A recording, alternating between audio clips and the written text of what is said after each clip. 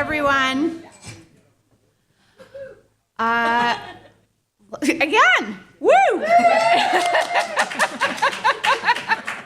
Amazing. First order of business is for everyone in the last two tables to move up to the first two tables so that we don't feel like we're having to yell at you. Yes, Erin, Tiffany, Grace. If you know you by come name, on, you're in trouble. we're going to call you out like in school. We were trying to leave space. No, you were hiding. No. Oh, boo. There's an outlet right there. I can see it along the wall. No excuses. No, okay. Hi, everyone. Carley and I are really happy to be here, and our honored boss/client, Jillian, is here, so we'll, of course, call on her to grace us with some thoughts as we go.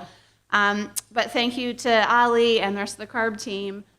We're here to talk about Cal-ITP and the work that we've been doing over the past couple of years and years to come for CARB. So without further ado,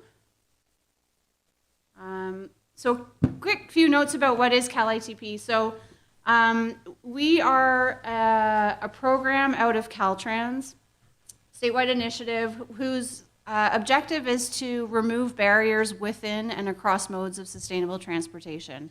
And as everybody in the room here and online knows, California's big. It's got lots of different organizations who are supporting people moving around in personal vehicles, but also shared mobility and publicly funded mobility.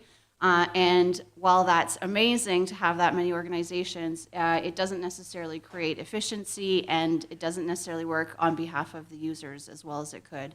And so Jillian, a couple of years ago, stood up this program to really address barriers to customer experience, and starting with transit and then going beyond into shared mobility and EV charging and so on. And so Cal-ITP and the work that we're doing with Cal-ITP really is just here to help other organizations improve what they already do and do it better, and to work on innovative ways to address some of these challenges. Specifically, we also work with the private sector, and the ethos of Cal-ITP is not to invent solutions, it's to identify ones that already exist and to apply them for the public good, whether that's better customer experience, more affordability, whatever it may be. So we'll talk about a few of those. And specifically, our goal is to work kind of identifying these innovative ways of new business models or new technologies, but apply them in the real world right away. So this is not about talk, it's about doing things. Oh, I didn't realize these were. So the way that we are working with CARB now specifically is threefold.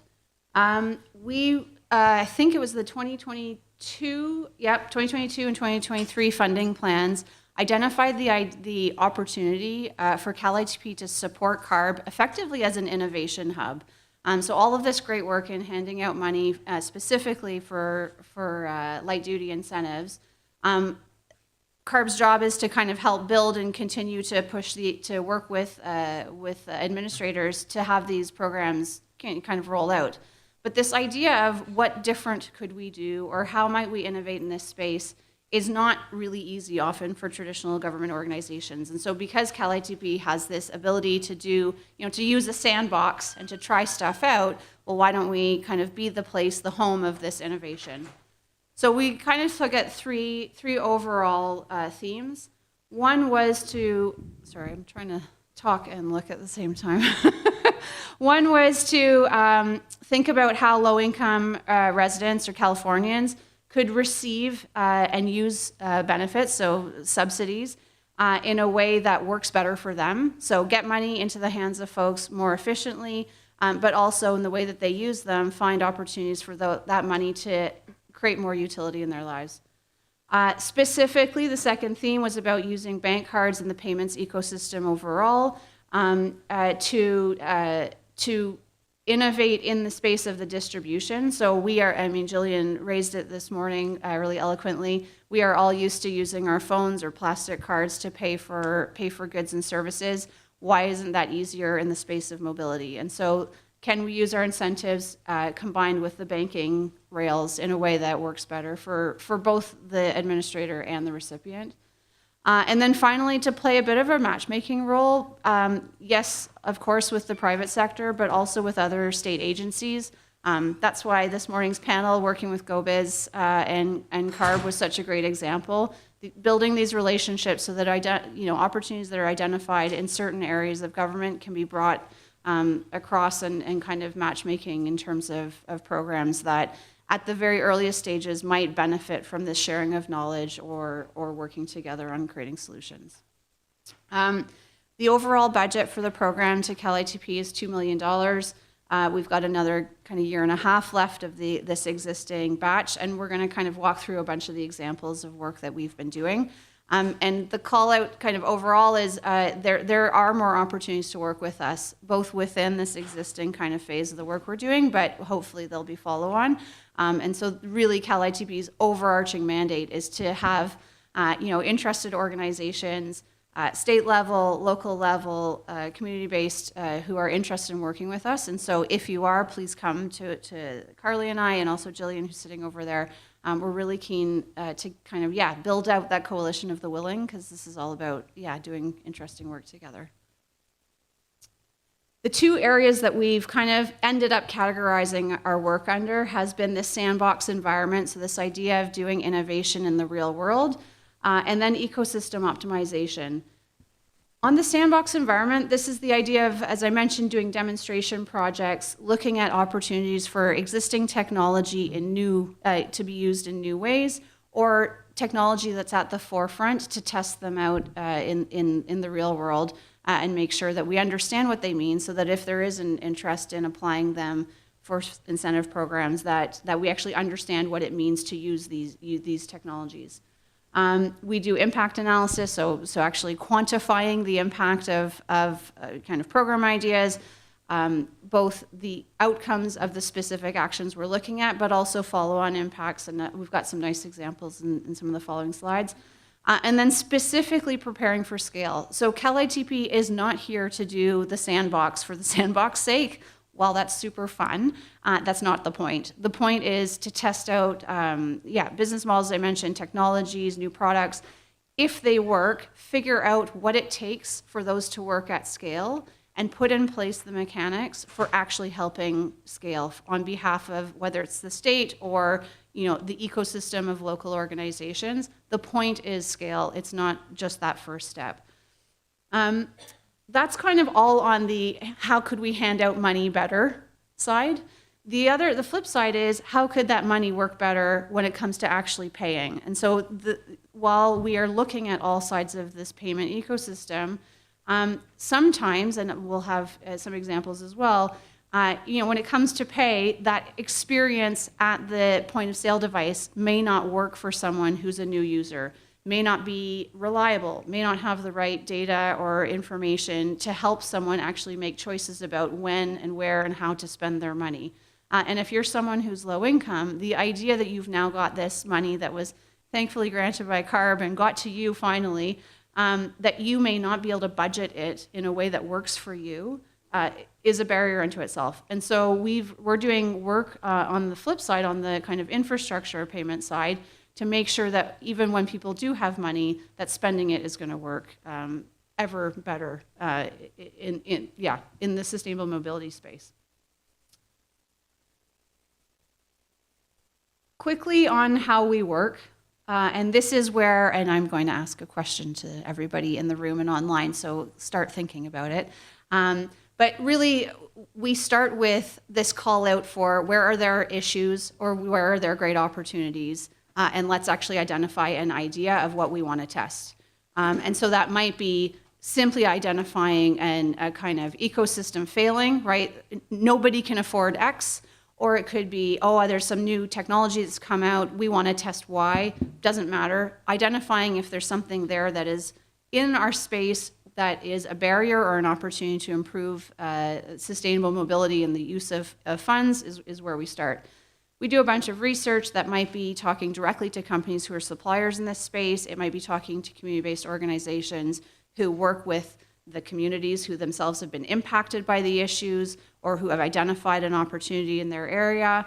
And so validate, one, there's a problem, and two, that there's an opportunity to solve it. And that could be super robust, or it might be really informal, but we want to make sure that there's a point and there's an opportunity to actually start trying to solve for this.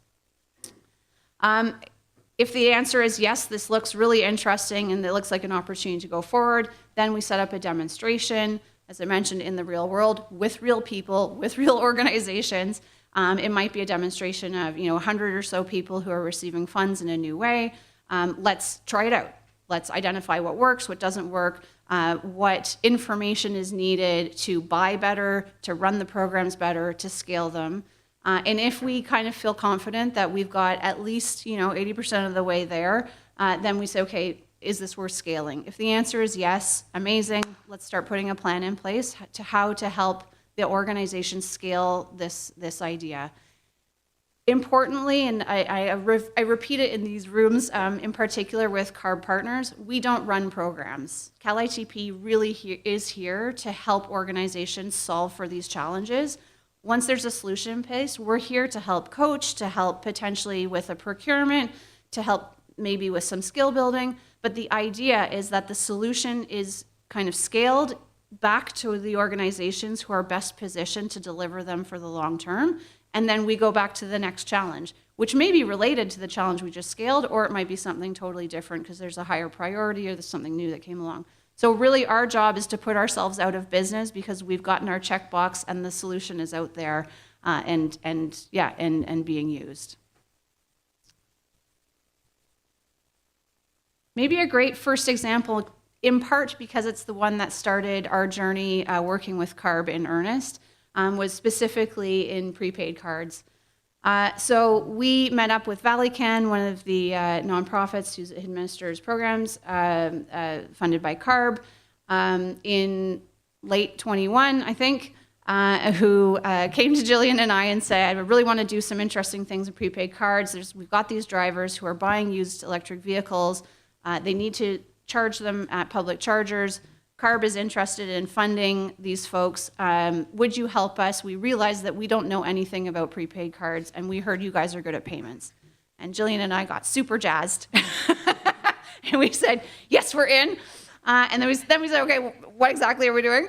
And so we partnered with them and, of course, the Air District to do a Clean Cars for All demo. So basically giving folks funds on a prepaid card. This was a specific project that was intended for learning. So the way we applied, and you can see there's a public report on this project. The cards were unrestricted, which means money technically could have been spent at any way, but the users were told it was only for sustainable mobility. First half specifically for EV charging, second half for multiple modes, so including transit and bike share and things like that. But they were told that the money was only for those specific types of purchases. And we did a whole bunch of things in terms of learning. We learned how the cards worked for the users. So one, through a survey, found out that for those who are unused to using bank cards, the use of the card helped build familiarity with contactless payments, major check.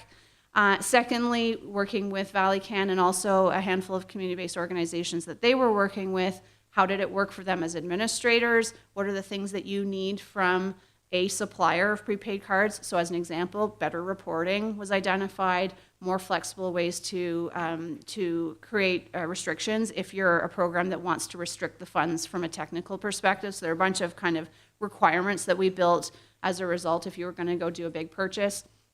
For CARB, what did it mean as the overseer of these programs and the information you would need to, be able to report up to the legislature and to the auditor that we understand how the money is being spent and things like that. So really on behalf of all the groups, how did it work? What would you do at scale? Is this a great idea? And the answer was, oh my God, this is awesome. No, it is not the tool for all things, but it's a great tool to add to the tool chest. I said earlier we were having, lunch. A toolkit isn't just full of hammers. It's got a hammer and a screwdriver and a measuring tape and all the rest of it.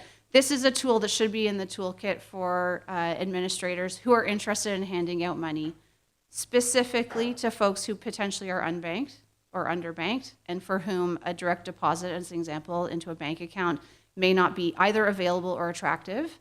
But secondly, maybe it's for someone who doesn't want to mix the funds that they're getting from government with the funds that they manage in their day-to-day budget, right? So it's a tool that may be useful.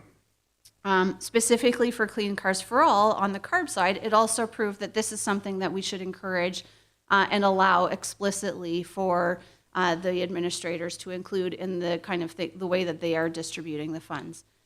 And so what happened in 2022-23 was this research project, this in-person demonstration, and by 24 we were starting to scale the tool.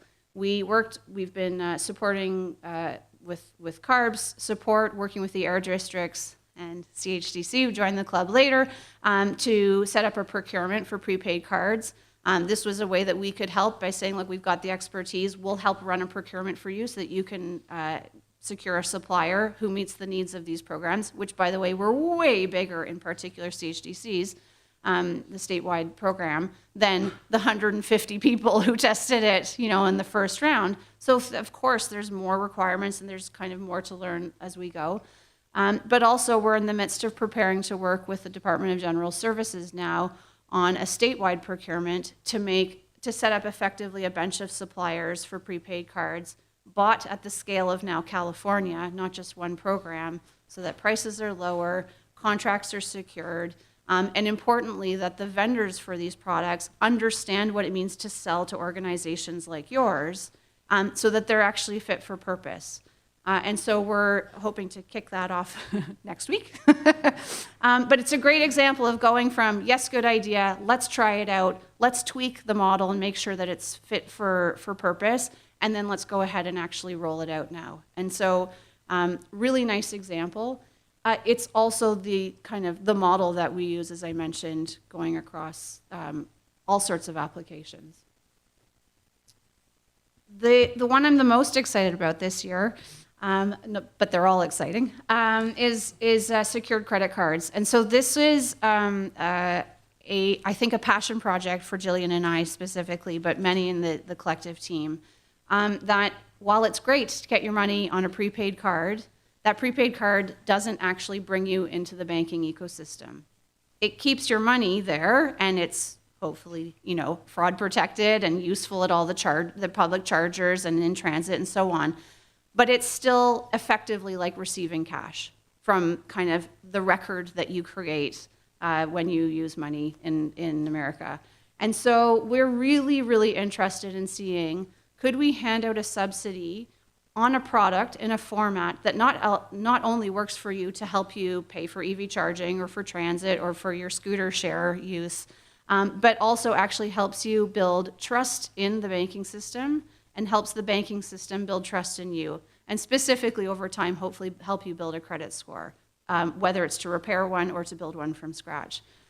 We are at the point now where we've validated with these industry conversations, like I mentioned earlier, that as an example, Visa, MasterCard, and Discover think it's a great idea. So networks give it a check to say, look, there's something here.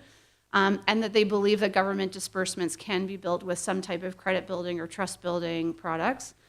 Yes, that there are issuers out there who support products like this, but this is a new application. So we're at the point where we've validated the model is super interesting. And right now, call to everybody, we are looking for partners who want to participate in a real world demonstration to give, again, subsidy money out to someone, but in this case, not on a prepaid card, but on a product that would help them not just pay for their sustainable mobility, but also build credit. We're hoping to secure partners through this spring with the intent of having a program scoped but finalized through the summer and actually start handing money out this fall, ideally in September. So it's game time. But it's super, super exciting. And Jillian and I spoke at a conference last year where we got asked why would mobility get into the space of, financial inclusion, and really challenged by is this really our job? And our collective answer is why not? You're already here, you're already the face of these organizations, you're supporting community members in terms of affordability. Why wouldn't you, if given the opportunity and the right tools, get more benefit out of the work that you do already? It seems crazy to not try. So here we are, we really want to try. So happy to talk more about that. Happy to talk more about that, but really, really excited. It might not work in the way that we first think. And I think this is the other bit of the work that we're doing with CARB is we are this safe space to try out things that may not fit. Of course, you wouldn't want to do prime time, $150 million program with a tool that you never tried out before. So we can be this place of trying something that feels really ambitious, but a little bit risky, and see how it might work. Next year, by June, we hope to put out a report saying how awesome it was, or it was super awesome, but with these 3 caveats of things that we need to refine, and hopefully do some follow-on and move to that next phase, which may be a tweaking and another demo, or it might be scale if it worked great on the first shot. I'm going to hand it over to my colleague Carley because she's leading our work on rewards, and that's another fantastically exciting area that we've been investigating and now moving to testing out. Awesome. Hi, everyone. Good afternoon. Carley Markovitz, based here in LA. Great to be with you all. Thanks for showing up and chatting with us. So we've been talking about giving out money in different ways and things that Cal-ITP is working on. And one of the things that you might see as a trend is the way we've been talking about giving out money is upfront, right? These subsidies. But why not? Because we like to think about hypotheses and what works in our everyday lives. Is why not think about giving money after someone's behavior, not before? And that's where the idea of rewards really comes into play. So how many of you have a credit card in your wallet where you get cash back or you link up like a hotel or airlines? Nodding. Yeah, right. It's fun, right? It incentivizes you to do something, but you don't get that reward until you've done the thing, right? You purchased your flight on Delta, you went to Hilton, you did X, Y, or Z. And so we believe that there was something there in the retail industry. And once again, as Jillian pointed out, we don't do many of these things in transit and mobility. So why not see if there's a there? And so that led to, with CARB also, a market sounding. Again, another thing Jillian said this morning, which is what we love doing here, is engaging with the private sector, not through a procurement, but through conversations where we can learn about capabilities, understand their functionalities and features, and start to then advise, kind of even before an agency would get to an RFP, is there something here? Is this something that you might want to include in what you'd procure with a vendor? So in December of 2023, we wrapped up a market sounding with a bunch of vendors who deliver retail rewards, and kind of the general understanding and the general feeling is, yes, there is something there. And of course, in many ways, it's around the application for who it works for and how it could be applied. Again, testing some of these in sort of smaller scale opportunities, and then of course, looking at growing over time. I think one of the things Annalise has said, which I think is so important, is we talk about toolboxes and all this stuff, but at the end of the day, we build a toolbox based on the people that we're serving, right? If you are a carpenter, your toolbox looks different than if you are an electrician, than if you are a plumber, right? And so for rewards, our hypothesis right now is that for those who are very low income, vulnerable, may not be banked or underbanked, we're not sure, right? We're not sure if there's a fit there, right? To give incremental rewards on a per action basis. And it's sometimes just getting the money up front, knowing it's there, gives you the assurance that you can go do the thing that you need and want to do. Whereas, in a more commercial application or with potentially someone with more choice, rewards are a very familiar tool. Many of us around the room have acknowledged we use them. So can we think about it perhaps on a different kind of population and a different demographic, and perhaps those who already have bank cards and are accustomed to using these tools on a day-to-day basis. So that leads us into a program which I'm excited to talk about, and not just hypotheticals, but real terms, how we've been helping folks on the ground and partners locally. And these are our friends at LA Metro, who sadly could not be here today, but we are helping to advise them on their next phase of their One Car Challenge program, thanks to work with CARB and Cal-ITP, of course. But for those who are not familiar with this program, LA Metro launched a One Car Challenge program a couple years ago in the city of Santa Monica with a small group of folks. About 300 people were getting $120 a week. It was capped at $599 because of IRS 1099. We all know this. Yes, I'll say no more. Heads nodding. To basically not drive. to prove that you are not driving and you will travel with sustainable modes only during that time, or at least carpooling and, being more sustainable in general. And so that was great. They gave out money on prepaid cards and basically had to deliver physical cards to this group of participants who, by the way, had 2 or more cars and, as I said, are based in Santa Monica.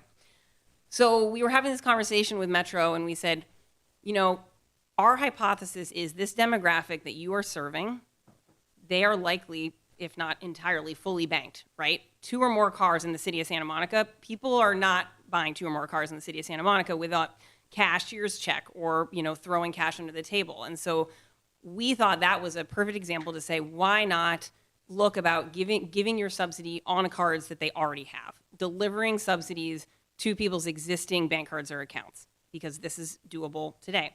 The other key distinction is Metro was not restricting those funds. So when you think about a lot of the programs that we often see, and you're saying, okay, funds can only be used on transit and only used on EV charging. Yes, that would be challenging to do in giving people money back to their full accounts. But they said, hey, this cash is yours and do what you want with it. We'd like to know. And they were able to track that with the prepaid cards. But they're more interested in just ensuring that people have that incentive and real value, which they quantified based on owning a car and what that means to give that up. And so we thought this was a really interesting application. So this next phase, they're going to be scaling. So this is actually a chance to work with them on scaling. It is not at scale, I would say, but 3,000 residents in LA County. There's going to be treatment and control groups. So they're going to test how people do with, receiving some surveys and maybe a minor subsidy here or there versus, when they actually switch into the treatment group, they get the full $120 for the 5 weeks. They're going to be verifying that people are not driving a second or more cars, and they do this right now just actually through reading someone's odometer. So we're helping them kind of look at automating some of those processes as well. And giving out the money for those 5 weeks. And again, we have now helped to advise them on bringing in this distribution of funds to someone's existing bank card or account. So if we go to the next slide, we'll talk a little bit about what we're doing. In general, I think where this program is going and the reason why we did this is the things that we identified from the friction that they had from the outset, right? The goals for participants are pretty clear.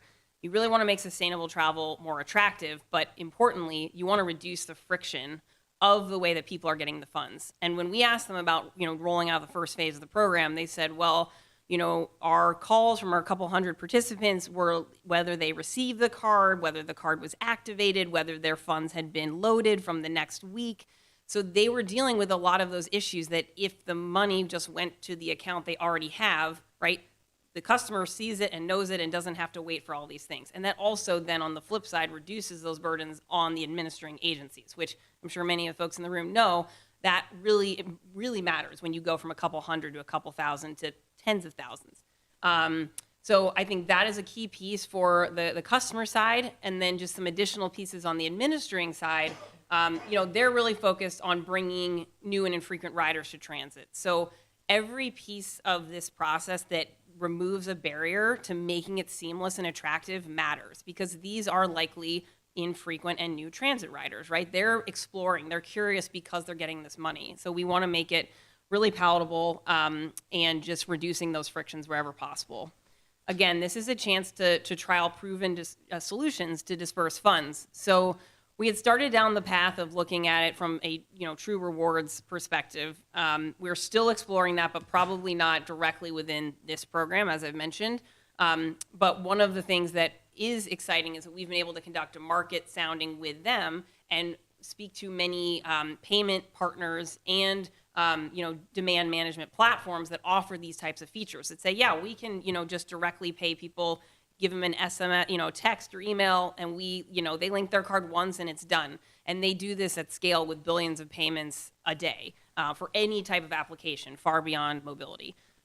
So that's the key, is that someone's had to have done this at commercial applications at scale. They don't have to have experience in transit or mobility. So reducing those requirements that are not relevant to the actual application, I think is also helping. And then they're really just interested in seeing about, again, the Metro has some pretty ambitious goals around reducing driving, and sustainable travel. I'm sure you all know there's some big events coming up here in the next few years, and they have an ambitious goal of taking 600,000 trips a day off of the roads here when the 2028 Olympic and Paralympic Games come to Los Angeles. And so the imagining trying to do this, they want to be able to start to have ways to automate, how they measure someone's behavior, and also being able to scale these types of programs in the future. So all in all, these are what we're exploring with them right now. They'll likely be going through a limited procurement process that allows them also to put this program in place by the end of this fall, and to really take some learnings back on how people are interacting with just receiving money directly on their cards, and also just automating some of these other features about how we track and manage people's travel. So that's kind of the big things with this program, and we'll turn it back to Annalise. Thanks, Carly. I think the other thing, just to build on the rewards in general, to the point of calls for partners and interesting ideas, is we do have a bit of space to play around with rewards more over the next year and a half anyway, beyond the one car challenge, whether it's encouraging folks to use transit, trying out new community car share, bike share, scooter share programs. So again, interested parties, please come to us. It is really interesting on the flip side. There are companies who really want to work in this space. They see the opportunity to get new customers, to create relationships with new users that these programs actually give them access to really cheaply, but also in a way that's really, really targeted. And so there are companies who want to work with organizations like yours who are just trying to figure out kind of which lock their key fits into. And so that idea of kind of us bringing everybody together and finding the right fit is a lot of what we're doing now and over the next year or so. And I should add too that the rewards connection doesn't work right now with someone's existing bank card because we know that people aren't able to tap their bank cards directly on transit in LA County right now. So LA Metro is working on launching open loop payments in time for the World Cup. So that unlocks a lot more opportunities for the population I'm talking about. Right now, they still have to go and buy a tap card, yet another step. Can't track that same travel, can't reward them back to that tap card without a lot of functionality with Metro's existing provider. So there's a lot of opportunities that open up when you start using banking, as Jillian described earlier, on accessing that. It's available on all the vendors and all the systems that you want to use it, and then you can start leveraging these financial incentives on a broader scale. Well said. Maybe just spend 5 minutes, and then I'll just open it up for questions on the other side of the coin. As I mentioned, it's not just about handing money out; it's about how people use it and making sure that the infrastructure works for them, and specifically low-income or under and unbanked users. So what we've been doing is making sure that the ecosystem of payment infrastructure in the sustainable transportation across California starts looking at where it's not working, one, so identifying gaps, and two, making sure that there's kind of this momentum that's built in terms of addressing those gaps. The two areas that I wanted to specifically speak to somewhat got highlighted through that initial Valley Can prepaid card demonstration. More data that built upon that, but it was a bit of an aha project in kind of identifying all these areas that needed looking at. So the first one was merchant category codes, and forgive the diving into the nerdiness for 1 second. MCC codes are basically the coding that's on a payment terminal that knows that that payment terminal was a McDonald's versus a EV charger versus the transit, point of sale, say at a vending machine. Those codes are international, so this is not US, it's definitely not California, but they kind of are what the industry knows to put in place in terms of technology so that your bank account, for instance, knows what your charge was, and when you look at your statement, you know how you spent your money. It's what triggers a reward. So if you're part of a rewards program, oh, I see that you bought at Delta, or I see that you bought at Starbucks, I'm going to give you your points or your dollars back. And it's also what's used, say at a gas station or an EV charger, to recognize that it's the appropriate charge. And if you have, say, a company card for fleet, you use a company vehicle or a restricted prepaid card, it's what identifies that payment terminal is the one that you are looking for to say, yes, this purchase was allowed for this type of account. What we identified through the ValleyCan project was that while the payment networks thought that over 90% and probably 95% of chargers would be properly coded as an EV payment, in fact, only 70% of the chargers that were used by the participants were coded correctly. We brought this problem back to Visa and MasterCard, who acknowledged that because they are simply the network, they're not the front or the end of the tunnel, they just own the tunnel, they would have no idea if the kind of transactions that were flowing through were appropriate. They could only know that if you are part of the beginning or the end and connecting the two dots. And because we had this tiny pilot project, this demonstration, we were able to see that, oh, there was a charger that was EVgo or Electrify America, but said it was a parking garage or said it was a retail location. And so we were able to actually have the data to show these ecosystem players that they were just simply not accurate. Brought that back to them. Job one actually started immediately. MasterCard started policing their merchants and working with their acquiring banks to ensure that the kind of equipment that they could see, that merchants would need to know that you needed to kind of like up your game. There's a problem here. So they put in place a program right away that was truly thanks to this work solely. But secondly, we've been sitting on the U.S. Payments Forum Working Committee, chairing it, which is basically the payment ecosystem players for the United States, and have built a program where we've put in place 2 recommendations that are now being actually moved forward with. One is that all the networks should have a similar, hey, we need to do a cleanup work in EV, because this is a code that already exists. It's part of the ecosystem. Please just put in place the right codes. So this is kind of just technology updating. But really, really interesting, an acknowledgement that when it came to modes that are not transit or not EV charging, we had a massive gap. If you go to try and pay for a scooter share right now, it may look like you're trying to rent a motorcycle. If you try and use a bike share, it may look like you're buying a bicycle, or it may look like otherwise not known. If you, all of you who are running programs, want to only fund scooter and bike shares, there's no way from a technology perspective to restrict cards to those types of purchases right now. It simply doesn't exist. And so what the U.S. Payments Forum members have done is to agree that we should go to the International Standards Organization and put in place new merchant codes for shared mobility that will allow for programs within California, but actually around the world, to now see this code, to have accurate data, not only for restricted cards or rewards programs, but actually simply to measure how big this industry is. Amazing. For the nerds in the room, this is super exciting.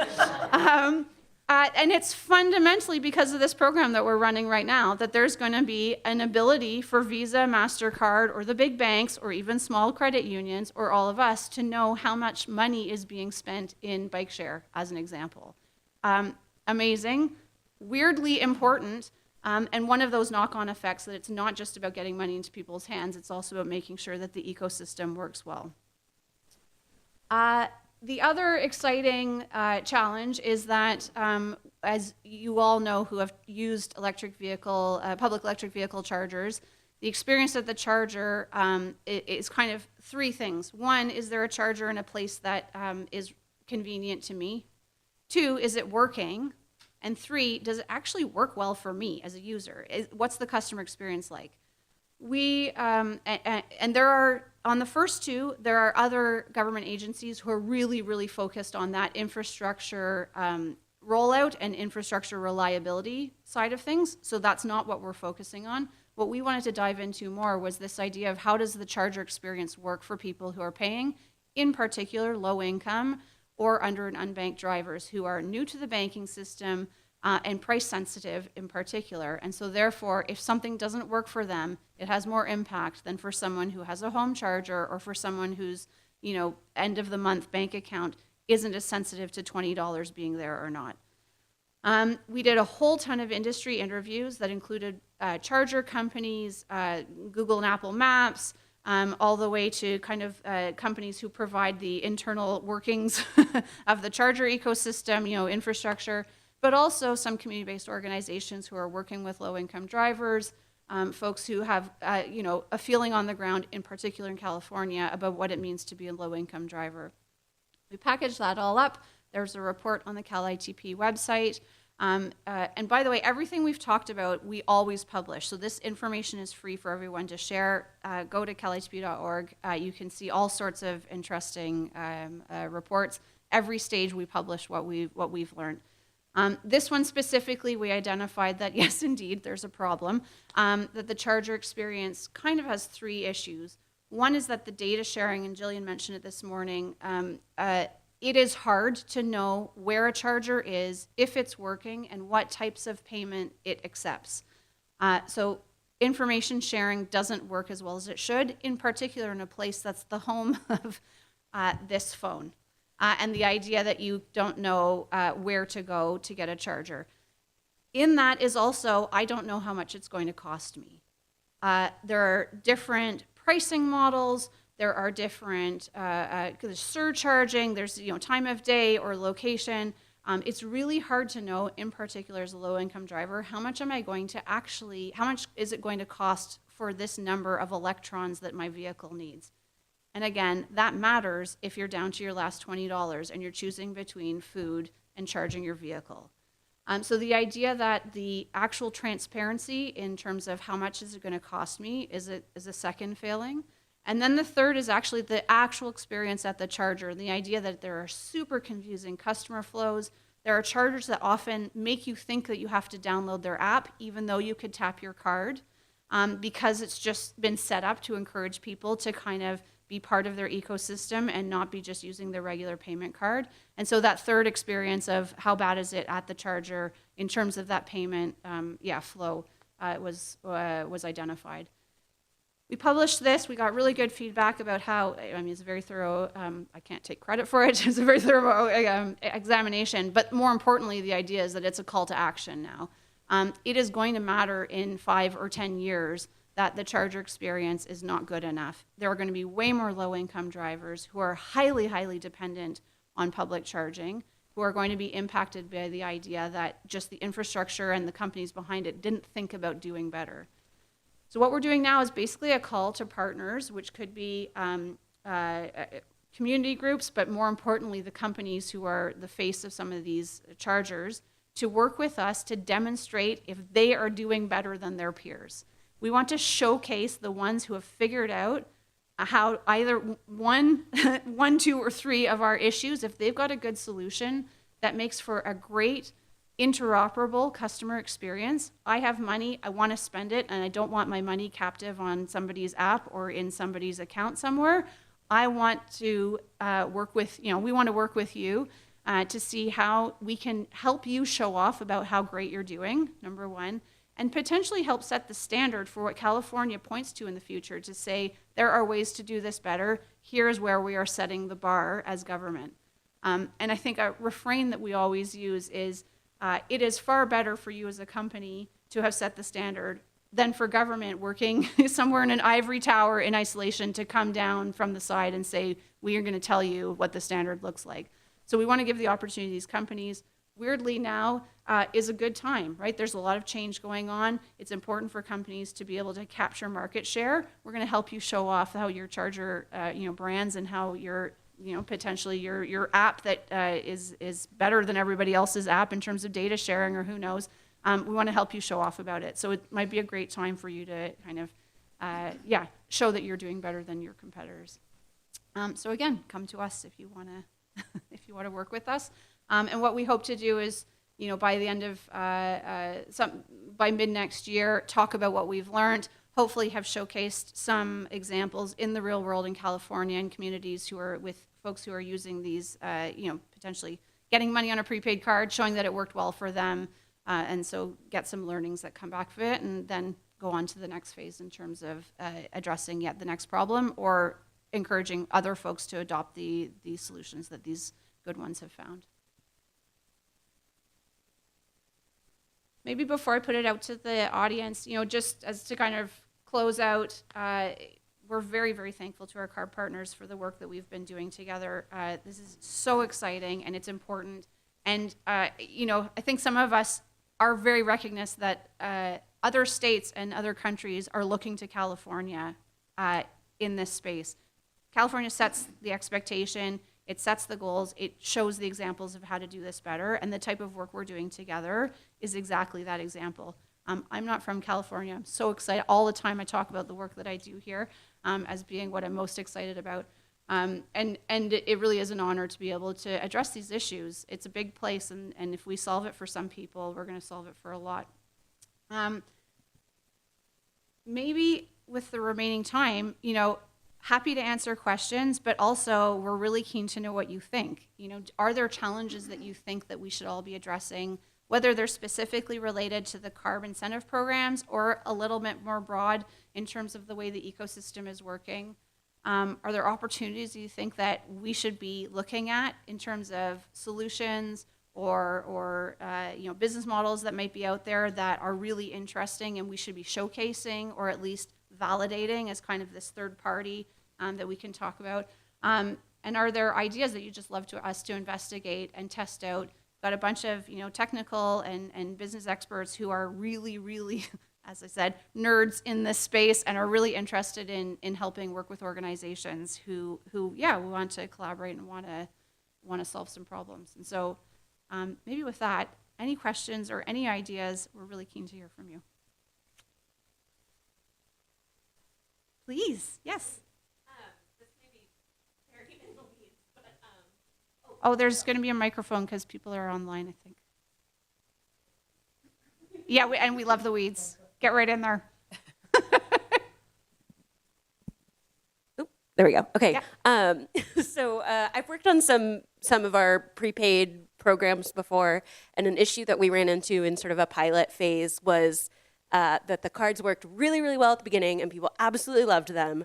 And then when they got to their last $10, $20, $50, it became really hard to use, particularly for EV charging, because either they would have to join one of the networks and try to sign up, and there's only set amounts that you can add to your wallet for whatever it is, EVgo or whatever, or even if you're tapping your card just to pay or swiping your card to pay at a physical station, they pre-authorize sometimes an obscene amount. Like we saw up to $200 pre-authorization for EV charging, which the most you could ever charge would be $50.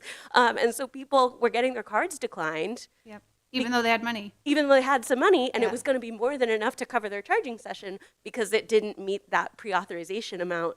And so we found people were really stuck and couldn't figure out how to access the sort of end of their subsidy amount. So I'm kind of curious if that's come up in any of y'all's pilots or if there have been some creative solutions to that. It's a topic we know, but it's an amazing, I just wrote down, that's a perfect example of something to bring back to the network players to say, here we've got evidence, real world evidence of this being a challenge. Could we work on solving it together? The pre-authorization amounts I can speak to very quickly are not regulated. That's not something that the networks say you must have $50 or you must have $20. That's up to the merchant or the company themselves. So indeed, we should bring this back to them and say, how are you going to help us solve this? I'd love to, let's figure out how we can test it. Yeah, amazing. And I'll just say that for agencies that are using this, LA Metro has a very large universal basic mobility wallet. They're going out for another RFP for this. They will lay those specifications out and they will expect vendors they would choose to comply. So I think that's also is being clear to the market what you're looking for, because if you go off the shelf to a Walgreens and buy a prepaid card, yes, you're going to have those pre-auth as it's set, but you, with large scale purchasing, and particularly have power to say what your requirements are, and as noted, they are allowed. So it's just really, getting that advice and being clear with the industry what you need in order to serve your customers. That's really awesome. Awesome weeds problem. Yeah. Ali over there.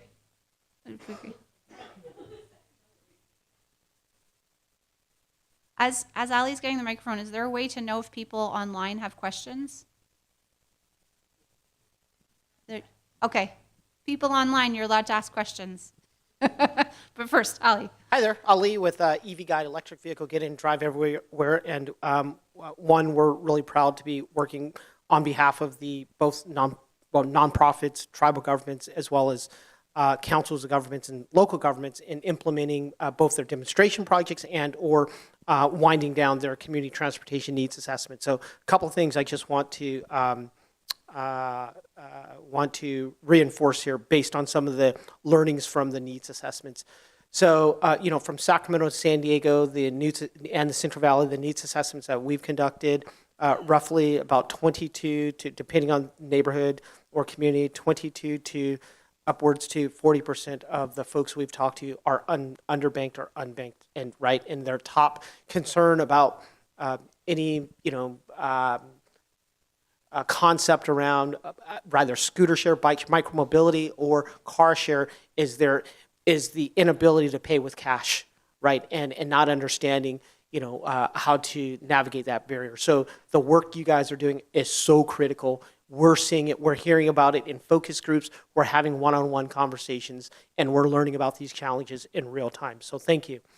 The piece that I think we're really excited about as well is the work that you guys have been leading around standardizing the merchant category codes for green mobility. So I have a very specific question about that. Sure. Really, really nerdy piece. Amazing. Right? So so the question has to be, is this, when you look at the merchant category codes for green mobility, is it that there will be one code, or will it be one code based on this broad category of green mobility, or will it be, or is there a distinction between, hey, this was a bike share versus this was an EV car, right? Just trying to understand sort of that. So right piece. now, the recommendation, I don't run ISO, so obviously Sure. who knows how it's going to play out. Right now, the thinking is, so just like you have public transit, and then you have public EV charging, you also have rail as an example, right? So there's different categories within transportation already. Taxis exist already, and we're recommending that TNCs, so Uber, Lyft, et cetera, are under taxi. They generally are, but reinforcing that will be the standard going forward, because it's the same behavior. From a customer's perspective, it's the same type of purchase, i.e. I got a ride from somebody. Whereas car share right now is often bundled with a vehicle rental, like going to Hertz or whatever. That's a problem if you're CARB and you're funding, because I don't want to fund someone renting a vehicle for a weekend to go on a road trip. I want to fund them either as a community or individual for day-to-day rides. Maybe you want the weekend road trip, but that's a separate program, right? So the second would be a way to distinguish between normal vehicle rental and personal kind of, day-to-day needs. So that's one. Not sure where that one's going to end up. But on shared mobility specifically, the idea is that it would be one category, but within then you can still distinguish. There are other data kind of items that you can distinguish within a category. What we're suggesting is that bike share, bike share and scooter share, so shared mobility would be one category that is not only those, but I couldn't have said that scooter share 5 years ago. We wouldn't have said scooter share is really important, right? So we don't want to make it so narrow that it precludes adding in new modes as they come. So the idea right now is, basically like whether it's in a bank in a bank or individual, that kind of category of being able to use a bike, a scooter, et cetera, that's all one category. And so anyway, we'll see how it plays out.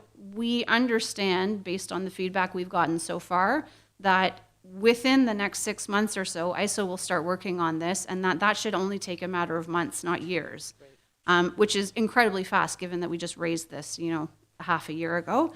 So we'll see, but I think, if you have specific input on considerations that you think we should bring to those folks, send them over, because I think this is where really it does matter what happens in the real world and what's the use case that might fit in a gray zone that we haven't thought of.